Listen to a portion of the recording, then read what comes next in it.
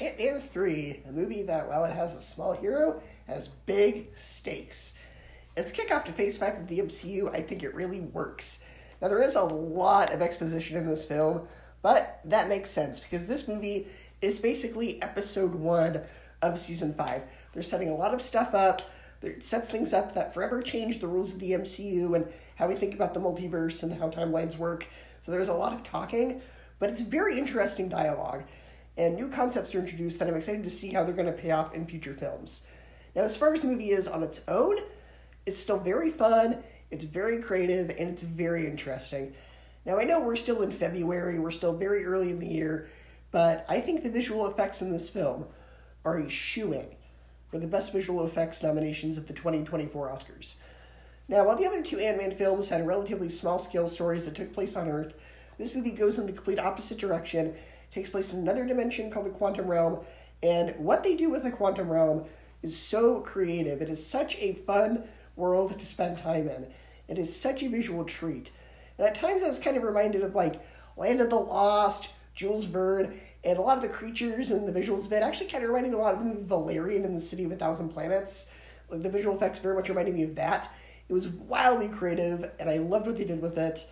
Now, Catherine Newton, who plays the older version of Ant-Man's daughter, she's great in this, and I'm very excited to see her become a member of the next generation of Avengers, because I think that's what they're trying to set up.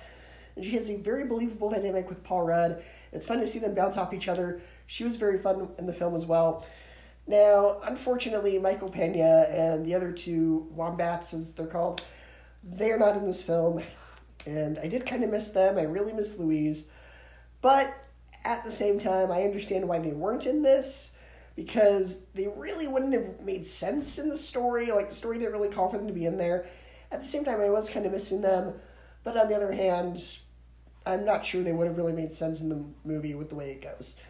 And yes, humor-wise, it is the least funny of the three films. It does have the least amount of humor. It is the most serious in tone.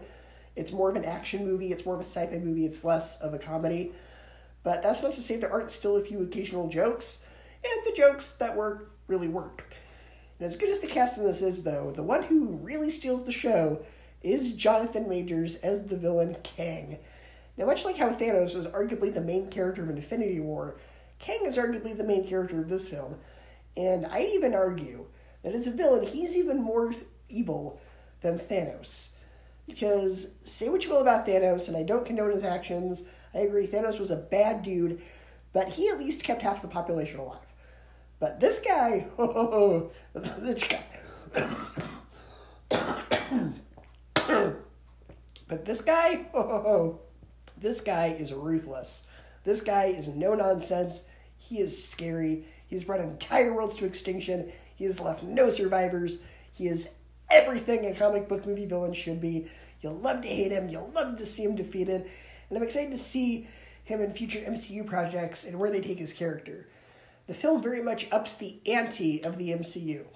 And after a few films in Phase 4 that I wasn't particularly enthusiastic about, I thought Phase 4 was kind of rocky. You know, I liked Black Widow, I liked Shang-Chi, and I liked Spider-Man No Way Home.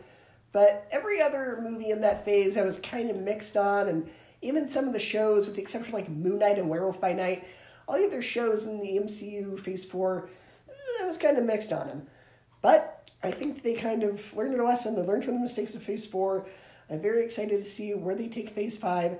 And if Kang is our new villain for the next few films, I'm very excited to see what they do with him. I'm very excited to see Jonathan Majors in these other films because he is such a great villain to watch. I'm very excited to see what they do to continue on this new phase. So for me, Quantumania gets an A-, 9 out of 10, and 4 out of 5 stars.